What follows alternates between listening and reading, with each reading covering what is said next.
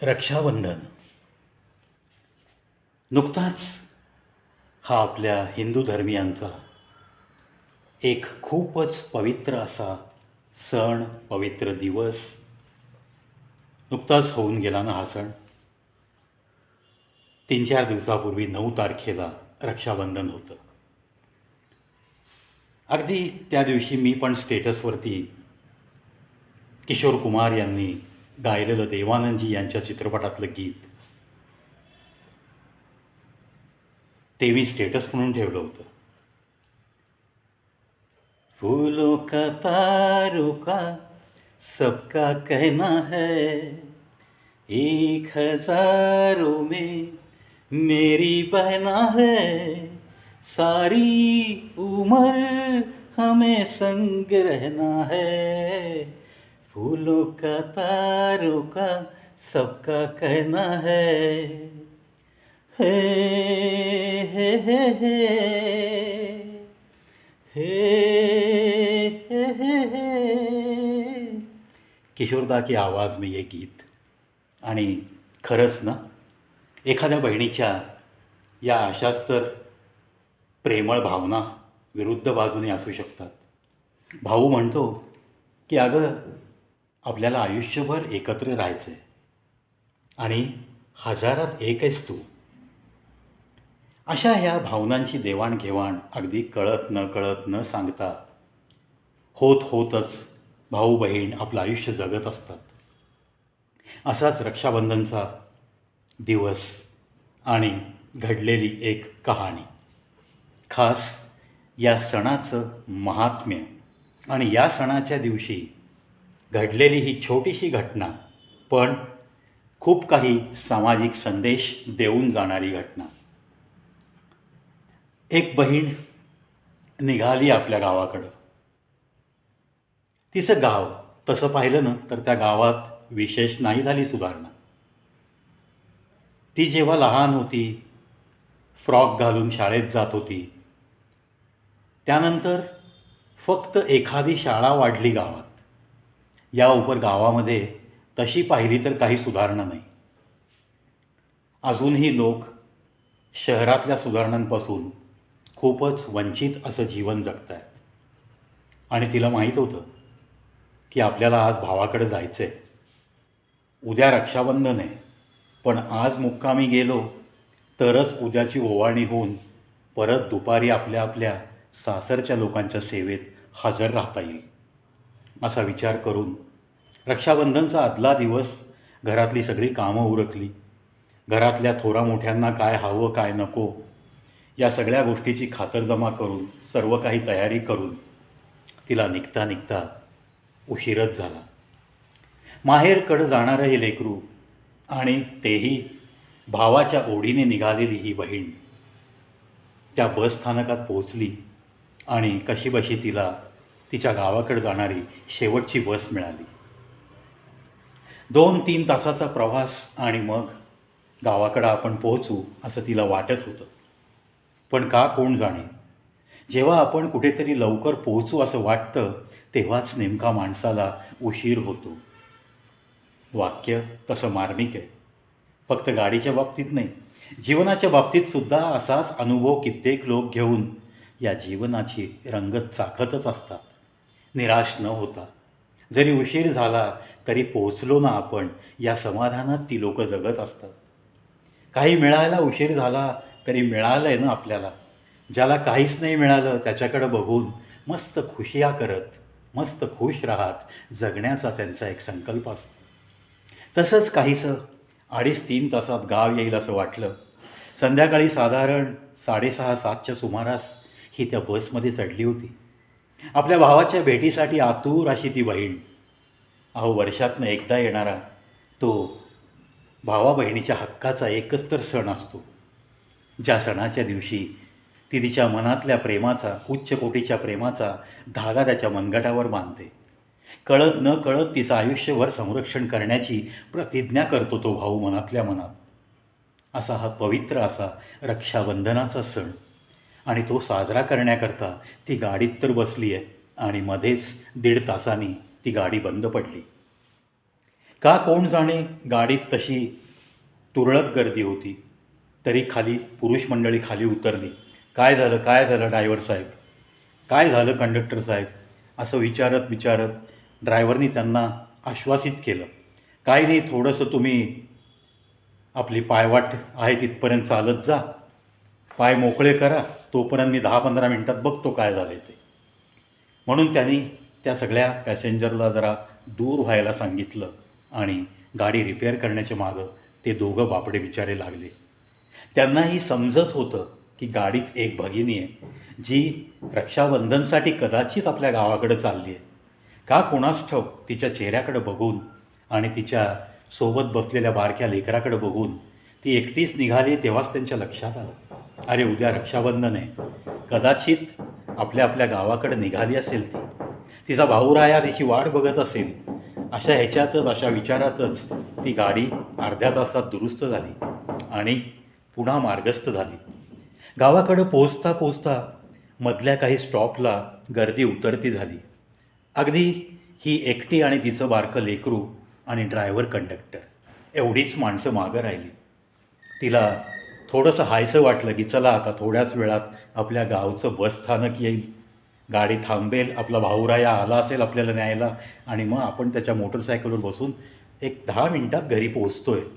अशा विचारातच ती आपल्या लेकराला समजावत होती.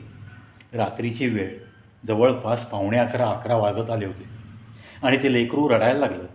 त्याला कसं वसतीने थोपवलं. खिडकीतनं उगीचंच बोट अंगुली दाखवत ती म्हणायची, आला बघ मामा, आला बघ तुला न्यायला, बघ तू मामाची वाट बघत होता ना, असं सांगून त्याचं रडणं ती थांबवायचा प्रयत्न करा. तसं ते लेकरू पण खूप समजूतदार. थांबलं, त्याचं रडणं थांबलं आणि एक 10 मिनटातच गाडीने आपल्या गावचं शेवटचा तिचा स्टॉप, तेच ते जुनं बसस्थानक. आज तिथल्या बाकड्यांची अवस्थासुद्धा अजून तितकीशी नीट नाही आहे. बाकडीसुद्धा वाढवली गेली नाही आहेत, कारण तसं फारसं कोणी इथून जात नाही, इकडे जास्त येत नाहीत असाच त्या सरकारचा समज. त्यांना हे कळतच नाही आहे की 40 वर्षापूर्वी जी कुटुंबं होती त्यांचे धागेदोरे आता शहरापर्यंत गेलेत. काही एक्स्ट्रा गाड्या सुरू कराव्यात, स्टँड नवीन करण्यात यावं, काही बसण्यासाठी जागा चांगल्या करण्यात याव्यात. या गोष्टींपासून सरकार अनभिज्ञ. या सगळ्या गोष्टी न्याहाळत ती गाडीतनं उतरली. ड्रायव्हर कंडक्टरनी बसचे दिवे तसेच चालू ठेवले. वास्तविक पाहता त्यांचा हा मुक्कामी स्टॉप. दुसऱ्या दिवशी सकाळी 6 वाजता हीच गाडी घेऊन त्यांना शहराकडे जायचं आहे. पण त्या दोघांनी ही एकटी बाई आपल्या लेकराला घेऊन उतरली आहे आणि ती समोरच्या बाकावर बसली आहे. तिला एस टीतल्या दिव्यांचा आधार वाटावा म्हणून या ड्रायव्हर कंडक्टरनी बिचाऱ्यांनी दिवे चालू ठेवले. आणि मग ड्रायव्हरनी ओरडूनच विचारलं, 5-10 मिनटं झाली. तिला विचारलं, काय गं ताई, तू गावाकडं आली आहेस का, हे गाव आहे का तुझं? ती हो म्हणाली. काय कोणी येणार आहे का घरनं न्यायला तुला? बघ, येणार नसेल तर सांग तसं. हे ऐकून तिला थोडंसं नाण्याच्या दोन्ही बाजू दिसल्या. एक तर चांगुलपणा दिसला, दुसरी गोष्ट आतून एक स्त्रीचं मन घाबरायला लागलं. रात्रीचे 11 वाजून गेलेले. 11:15 11:30ची वेळ होत आली आणि भाऊरायाचा अजून पत्ता नाही. ती आपली बाकावर बसून राहिली आणि एस टीचे ड्रायव्हर कंडक्टर एस टीमधले दिवे चालू ठेवून त्या दिव्यांचा थोडासा प्रकाश तिच्यापर्यंत पोहोचत होता. तिला एकटं वाटू नये या एकाच सद्भावनेने ते दोघंही एस टीत बसून राहिले. दिवे चालू ठेवून ते एकमेकांशी थोडंसं हितकूस करत राहिले. पण त्यांचं बारीक लक्ष या आपल्या भगिनीवरच होतं की तिला कुठल्याही प्रकारे या स्टँडवरती कुठूनही तिचा भाऊराया येईपर्यंत काहीही धोका झाला नाही पाहिजे. ही चांगली भावना त्या दोघांच्या मनात होती आणि तिला पण न कळत काही भावनांचं आदानप्रदान न बोलताही करता येतं हे अशाच वेळी सिद्ध होतं. तिलाही वाटलं काहीतरी आधार देत आहेत मला हे. एस टीतले दिवे चालू ठेवलेत, माझ्यासाठीच तर हे बसले आहेत हे तिला जाणवलं. ती आपल्या एका बारक्या लेकराला घट्ट जवळ घेऊन बसली आणि भाऊरायाची वाट पाहू लागली. तिला त्या वाकावरूनच मिणमिणता एक दिवा स्टँडकडे येताना दिसला. खेडेगावात लांबून येणारं वाहन दिसतं आपल्याला, त्याचप्रमाणे तिचं त्या रस्त्याकडेच लक्ष होतं. तिची नजर फक्त तिच्या भाऊरायाची वाट बघत होती आणि तिची नजर हसली.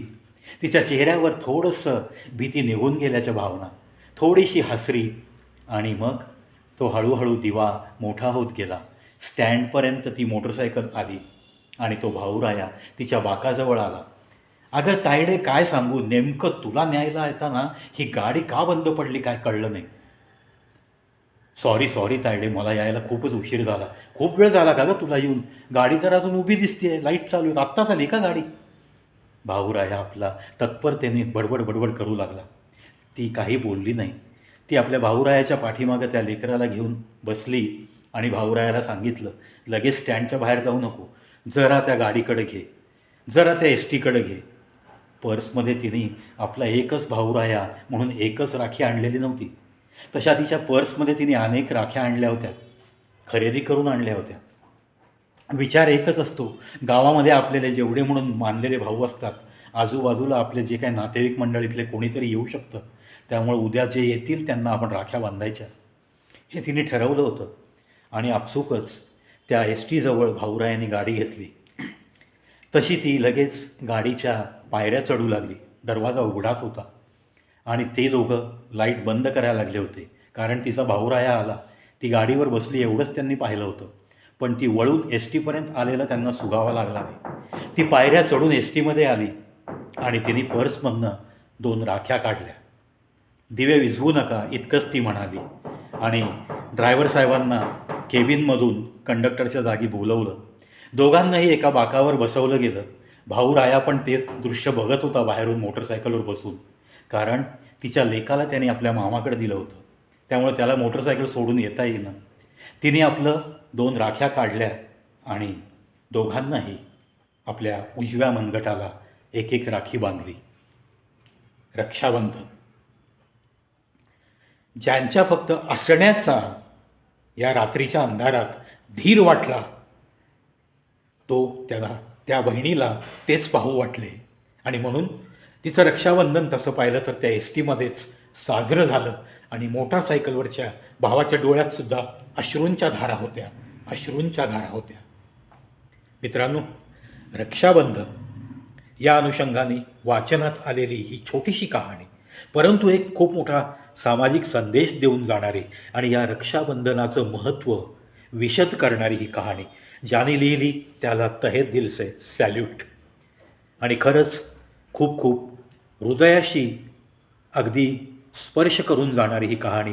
आणि आपोआप हृदयाला स्पर्श झाल्यानंतर आपल्या डोळ्यांमध्ये काहीतरी हालचाल होते आणि गंगा जमुना या पापण्या भिजवतात. तसंच काहीसं मला पण झालं आहे. तुम्हालाही जर झालं तर अशा अनेक लोकांपर्यंत ही कहाणी नक्की शेअर करा. आणि हो, आपापल्या बहिणींना ही शेअर करायला विसरू नका.